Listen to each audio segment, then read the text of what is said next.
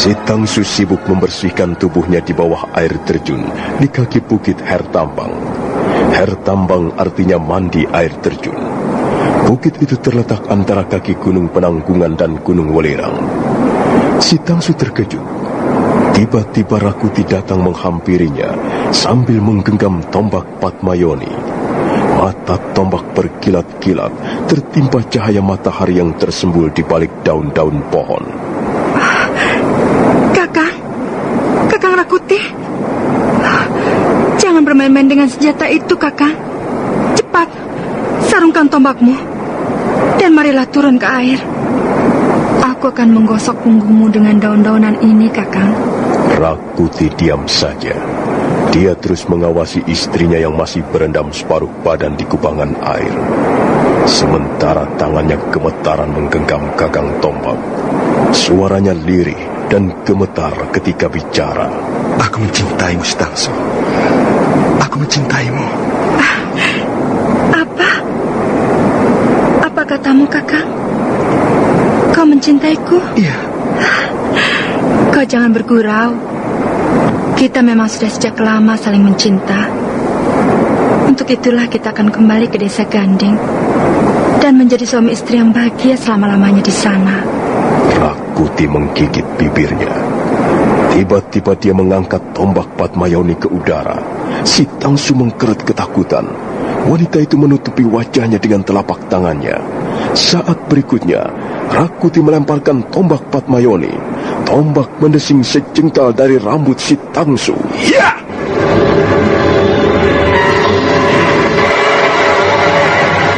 Tombak Patmayoni menancap di tengah sebongkah batu padas. Gagang tombak bergetar. Rakuti jatuh terduduk. Si Tangsu menghampiri suaminya perlahan-lahan. Dia masih belum tahu apa yang baru saja terjadi.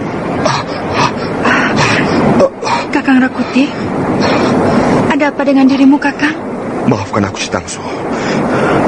Aku telah bermain-main dengan bahaya maut. Maafkan aku. Kau mau membunuhku, Kakang? Tidak. Aku hanya bermain-main saja.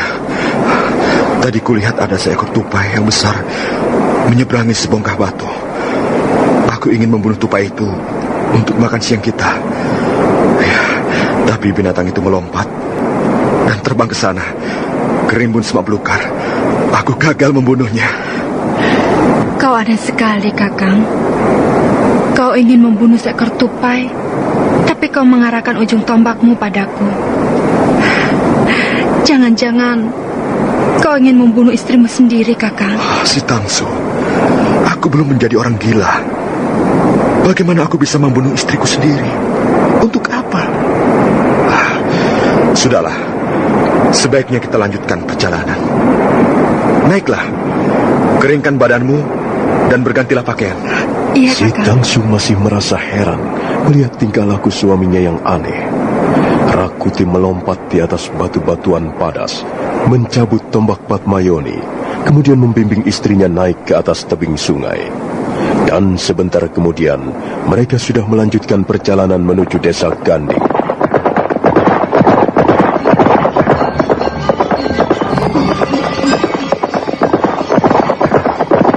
Sekarang mereka berkuda menyusuri daerah yang berbukit-bukit.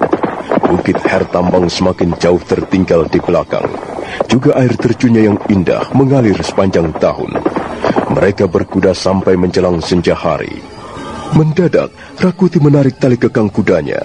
Demikian pula si Tangsu. Di depan mereka mendadak ada 4 orang penunggang kuda menunggu. Mereka pasti orang-orang jahat, Kakang.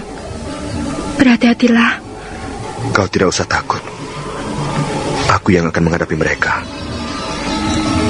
Hei, apa yang kalian lakukan di situ? Kamilah yang harus bertanya kepadamu. Untuk apa kalian melewati kaki bukit ini? Kalian mau kemana? Kami mau pergi ke desa Ganding. Kalian tidak usah meneruskan perjalanan. Kau tidak berhak melarang kami. Jalanan ini bukan milik siapa-siapa. Oh, Kami juga berhak melewatinya. turun dari kudamu. Mari kita bicara baik-baik. Ayo teman-teman, kita turun. Hop. Iya. Kalau kalian ingin merampok, kami bukanlah korban yang bisa memuaskan hati kalian. Kami tidak membawa apa-apa. Kami akan menggeledamu. Siapa tahu kau menyimpan beberapa keping uang emas. Ayo kemari. Ayo kawan-kawan, geledah orang itu. Maaf, aku sudah berkata yang sebenarnya. Kami tidak membawa apa-apa. Tapi maaf, aku tidak senang digeledah. Tidak ada yang berani membantah keinginan kami. Kecuali orang itu ingin mampus. Tidak ada orang yang ingin mampus. Tapi aku tidak senang digeledah. Kalau kalian masih nekat, aku akan memberikan perlawanan. Dan kalian berempat bisa menjadi repot karenanya. Kurang ajar. Iya. Iya. Iya. Tunggu dulu. Sabar dulu, kawan. Nampaknya kau ingin pamer kepandaian, ya? Aku hanya tidak senang digeledah. Kecuali aku berkata tidak jujur. Oh, baiklah. Aku percaya kau tidak membawa kepingan uang emas. Barangkali kau orang-orang yang miskin. Tapi aku melihat kau membawa 2 ekor kuda dan seorang wanita cantik. Kau boleh pergi ke desa Ganding, tapi dengan jalan kaki. Tinggalkan kuda kalian di sini, juga wanita itu.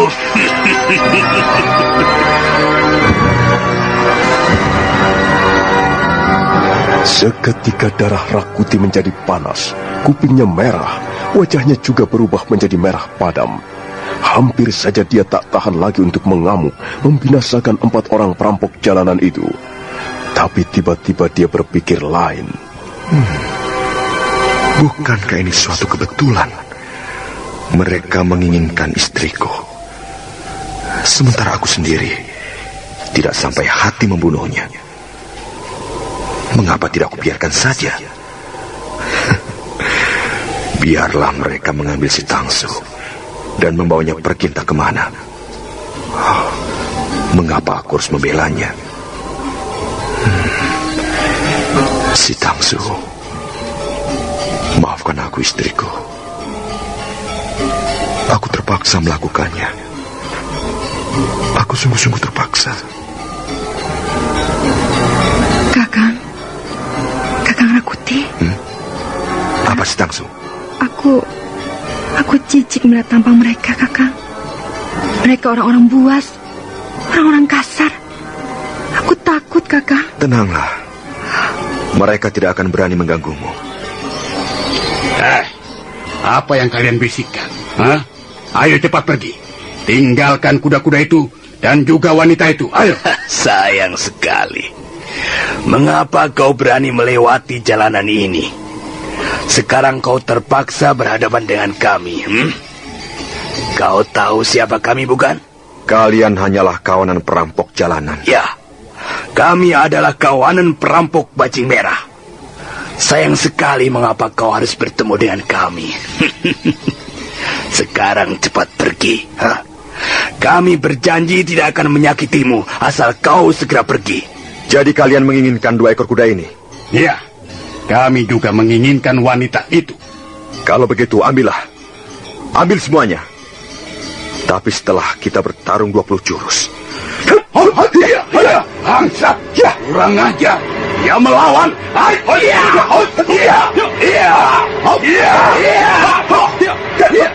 Keparat, ayo kepung dia.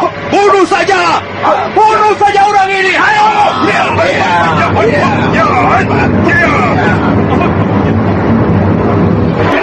Rakuti segera menyergap kawanan perampok. Terjadilah pertarungan sengit. Si Tangsu dengan hati cemas melihat suaminya berlompatan ke sana kemari, menghindari sergapan lawan. Rakuti memang sengaja bertarung dengan setengah hati. Dia sengaja memberi kesempatan perampok untuk merebut si Tangsu.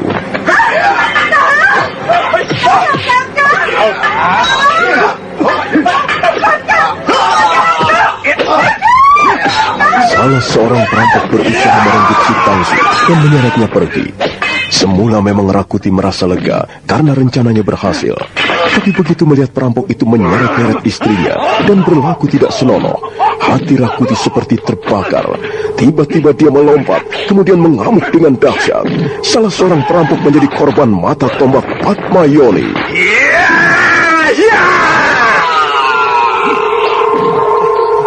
Melihat salah seorang temannya roboh, perampok-perampok jalanan itu menjadi kalap.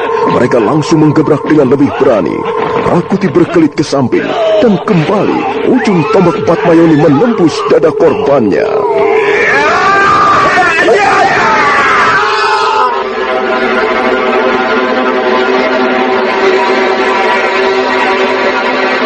Masih tinggal 2 orang perampok lagi.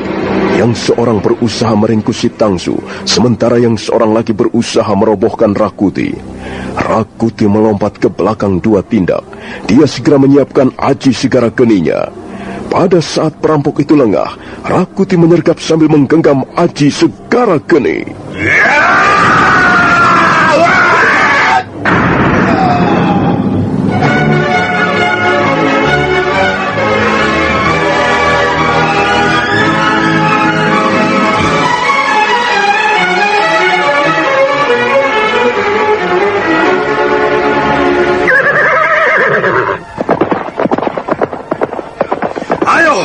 Siapa lagi yang berani melawanku?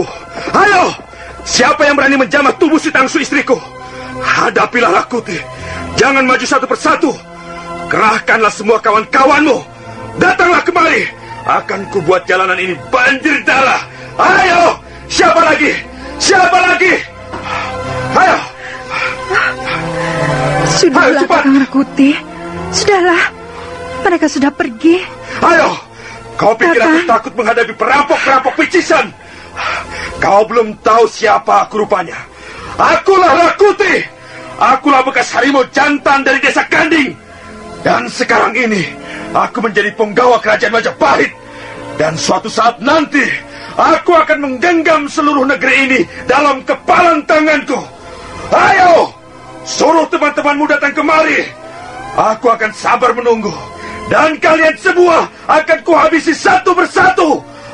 Aku tidak pernah bekerja tanggung-tanggung. Ayo, siapa lagi? Siapa lagi berani menentang Rakuti? Sudahlah, Kakang. Ayo. Kakang. Mereka sudah pergi, Kakang. Cepat. Sudah tidak ada siapa-siapa lagi. Tahanlah. Tenangkan hatimu, Kakang. Tangsu, kau tidak apa-apa? Tidak, Kakang. Aku tidak apa-apa. Aku selamat. Kurang ajar sekali perampok itu. Berani sekali dia menjamah tubuh istriku. Mereka memang orang-orang jahat, Kakang. Aku akan membuat kepala mereka menggelinding di tanah kalau sampai mereka berani mengganggu istriku. Sudahlah, Kakang. Sudah. Aku ngeri mendengar kata-katamu. Tenanglah, Kakang. Mereka sudah dapat kau kalahkan. Lihat saja. 3 orang robo bersimbah darah. Dan salah seorang di antaranya melarikan diri. Orang itu tadi bermaksud tidak senonoh padaku, Kakang. Tapi untung kau segera bertindak. Aku muak melihat tampang-tampang perampok picisan. Laki-laki murahan. Mereka hanya besar lagak, besar mulut. 100 orang seperti mereka aku tidak gentar. Akan kukilas semuanya. Sudahlah, Kakang. Jangan berkata-kata seperti itu. Mengerikan sekali. Aku takut, Kakang. Aku takut. Setiap kali mendengar kau berkata-kata seperti itu. Kakang Rakuti, sebaiknya kita meneruskan perjalanan ini. Sebentar lagi malam tiba.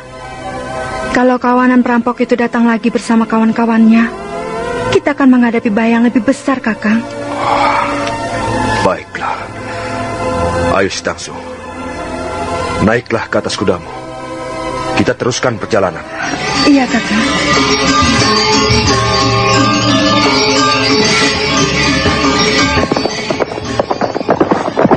Setelah membersihkan darah yang membasahi mata tombak Padmayoni, Rakuti melompat ke atas punggung kudanya, dan mereka pun kembali meneruskan perjalanan. Mereka terus berkuda hingga malam tiba. Kali ini mereka mulai menyusuri kaki bukit Jatuh Karma. Jatuh Karma artinya suami. Rakuti membawa istrinya mencari sebuah goa untuk menginap.